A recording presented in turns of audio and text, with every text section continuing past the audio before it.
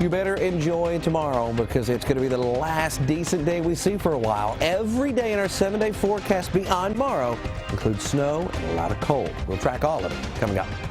I ran over there and tried to get her out. Neighbors say they were frantic when they noticed flames coming from their next-door neighbor's home early Saturday morning.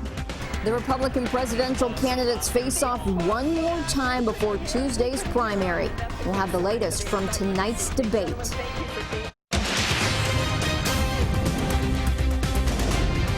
This is WKYT News at 11. What a beautiful Saturday we've had. Thanks for staying up with WKYT. I'm Kristen Kennedy. The nice weather will continue into Sunday, and enjoy it while you can. We are tracking changes in the work week. We begin with WKYT meteorologist Jim Caldwell and the no-wait weather forecast. Yeah, we're going to be changing things up rapidly around here. What you're seeing out here tonight is kind of a taste of daytime highs coming our way over the next several days. Once we get past tomorrow. Tomorrow looks fantastic, though. Running in the low 30s and a few spots already in the 20s. Radar is quiet tonight across the entire area. We're not tracking any moisture, but as we get into the day tomorrow, especially late tomorrow night and more so into Monday, we're going to start tracking some changes in the area. Let's take a look at those changes hour by hour as we get into the day tomorrow. Watch the sky stay generally clear overnight and into the early morning hours. We start off around 30 degrees in the morning, just a little bit of a wind gust there because it will get a little breezier as we progress through the day. Now, as we get later in the day, watch those clouds start to filter in a little bit more so. A little more on the breezy side as well. You can see a few high, thin ones trying to work their way into the area. And then here comes the big push of clouds. And by this time tomorrow night, we have some showers moving into the area, starting out as light rain, making a transition to snow as we head into your Monday. How much? There's potential there for accumulation over several days. We'll track it coming up for you. Firefighters are still trying to figure out what caused a deadly fire this morning in Jessamine County. The fire destroyed a home off Tates Creek Road in the Tates Creek Estates neighborhood. Inside the home, firefighters found the body of 63-year-old Jane Poirier. WKYT's Caitlin Sentner is talking to the man who tried to save her in our top story at 11. I was watching TV and happened to look up above my TV in the window and seen like a glowing. So I lifted up my shade, and that's when I seen the fire just coming out both sides of the trailer. Tim Kelly is normally up late, but Friday night into Saturday morning was anything but typical. Large amounts of smoke poured, red lights flashed, and fear consumed. Kelly said he was frantic when he noticed the flames coming from his neighbor's home. He walked outside, but had a lot of trouble figuring out how he could get in and save his next-door neighbor. I ran over there and tried to get her out. Beat on the windows and, tried to rip the air conditioner out. But he was unsuccessful in making entry. He and his girlfriend had hoped their neighbor wasn't home. We're told 63-year-old Jane Ellen Poirier visited her brother a lot on the weekends. I felt bad, like I should have tried harder. Although Poirier hadn't lived in the home for very long, her neighbors say she was always kind. I put the front door in for her and give her air conditioner. And she kept to herself. Her granddaughter would come over, and she didn't talk too much. I'd say, "Hey, Granny," The neighborhood is still coming to terms with what happened. I'm sure it'll hit me. In Jessamine County, Caitlin Sentner, WKYT. State police, arson investigators, and the state fire marshal are investigating. An autopsy is expected to be complete tomorrow.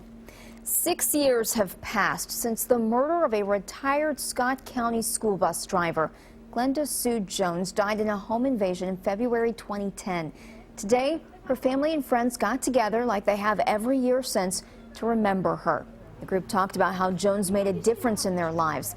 They also released balloons in memory of her.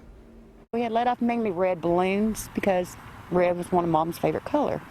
But I let off a purple one this year because that was one of her favorite colors too. And then I let off a big smiley face. If you'd ever go back and look at some of the pictures that are posted on Mom's page, you'll see that she smiles a lot. Nicholas Willinger is charged with murder, robbery, and burglary in connection with Jones's death. His trial is set for August. C.G. Jefferson pleaded guilty last year to complicity to commit burglary in the case. Deputies in Wayne County arrested a woman for a stabbing. Deputies say the stabbing happened Thursday. They aren't releasing the name of the victim or the motive for the crime. Letitia Sartain is charged with attempted murder. Deputies say more arrests could be coming. The search continues for an Eastern Kentucky man who has been missing for months.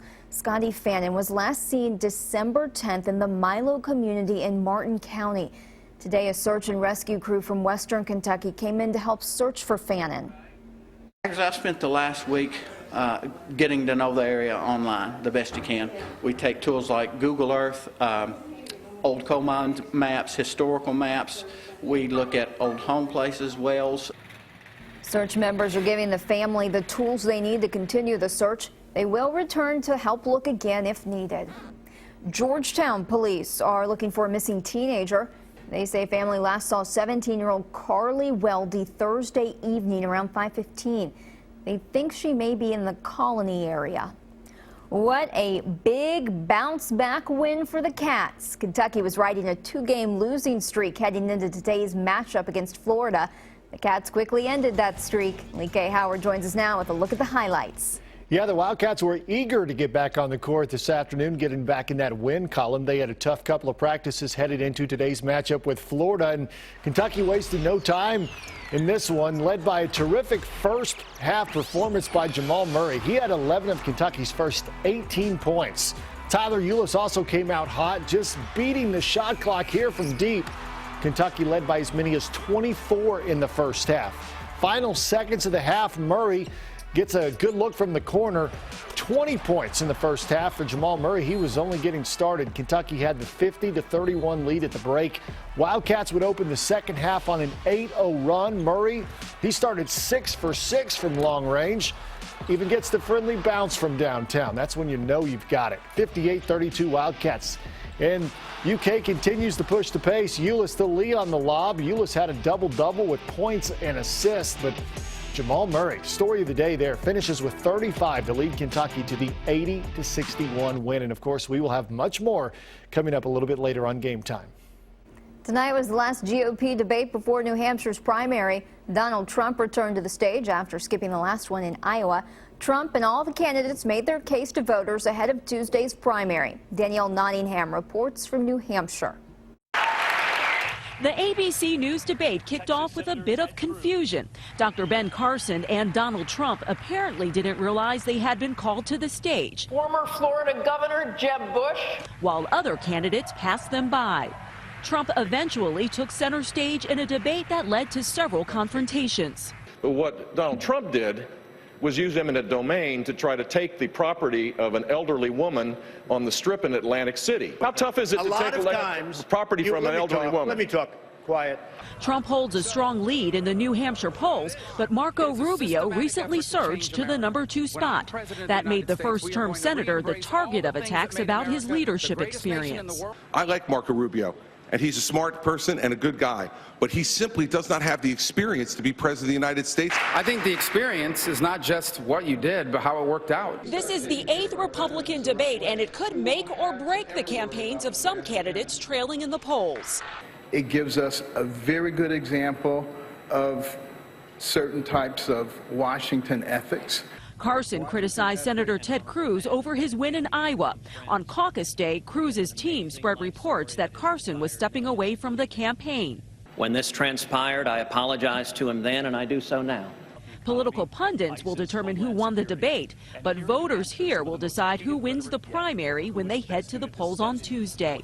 Danielle Nottingham, CBS News, Manchester, New Hampshire. The next Democratic debate is February 11th, and there is another GOP debate February 13th. You can watch on CBS. A crowd of people were outside of Louisville's newly opened Planned Parenthood location today. There were groups supporting and protesting the facility. Governor Bevin recently said the facility was illegally performing procedures. Planned Parenthood said that's untrue. The CEO says they were operating under the guidance of the Inspector General under the Beshear administration. Planned Parenthood is now revising its license application. Here's a sweet surprise. An EKU student who's also a cake artist in Berea will be making her Food Network debut this month. Megan Smith will be on the show Cake Wars. Smith says she and her mom will represent Doodlebug cakes during the February 22nd episode.